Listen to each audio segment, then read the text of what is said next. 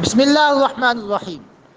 حضرت عمر بن خطاب رضی اللہ تعالی عنہ خلیفہ ثانی ہیں اور مراد رسول بھی ہیں۔ اسلام کے اندر آپ کا بڑا مقام اور مرتبہ ہے۔ آپ کا یہ معمول مبارک تھا کہ جب لوگ رات کو سو جاتے تھے نا، آپ اپنے دور خلافت میں لوگوں کے سو جانے کے بعد شہر مدینہ کے گلیوں میں کوچوں میں گشت فرماتے تھے، لوگوں کے حالات کا مشاہدہ کرتے تھے، حالات و واقعات سے آگاہی حاصل کرتے تھے۔ تو حسب معمول ایک رات خلیفہ ثانی حضرت عمر بن خطاب رضی اللہ تعالی عنہ رات کی تاریخی میں مدینہ الرسول صلی اللہ علیہ وسلم میں گشت فرما رہے ہیں، اور اسی دوران ایک اعرابی کا آپ کے سامنا ہو گیا۔ اس اعرابی کے ہاتھ میں ایک شراب کی بوتل تھی۔ کیا تھی بیٹا؟ شراب کی بوتل تھی۔ تو وہ یہ سمجھتا تھا کہ خلیفہ وقت بھی سو رہا ہے، لوگ بھی سو رہے ہیں، میں شراب کی بوتل لے کے جا رہا ہوں، مجھے کس نے دیکھنا ہے؟ جب اس کا سامنا خلیفہ وقت حضرت عمر بن خطاب رضی اللہ عنہ سے ہوا تو وہ اعرابی ڈر گیا۔ اعرابی ڈر گیا کہ اب تو مجھے سزا ہوگی۔ اسی خوف میں، اسی ڈر میں اس نے اللہ کی جانب رجوع کیا، اللہ کی جانب رجوع کیا، اور یہاں تک کہ خلیفہ دوم حضرت عمر بن خطاب رضی اللہ تعالیٰ عنہ بھی اس کے قریب پہنچ گئے، اس کے قریب پہنچ گئے۔ آپ نے پوچھا، اے اعرابی بتا تیرے ہاتھ میں کیا ہے؟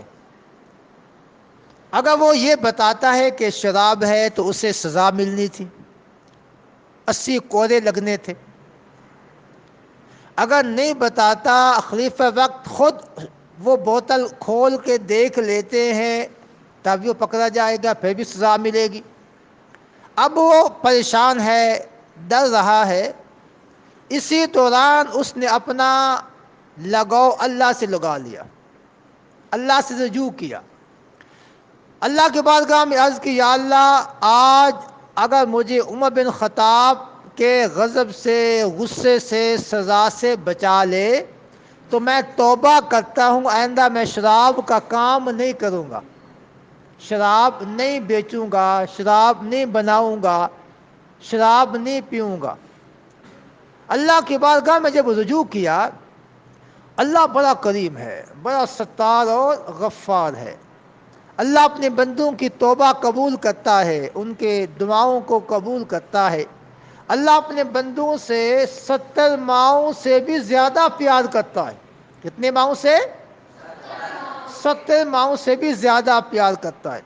اللہ نے اس اعرابی کی بات کو سنا، اس کی دعا کو قبول کیا، یہاں تک کہ اعرابی کے زبان سے نکلا، اے خلیفہ وقت اس بوتل میں سرکہ ہے۔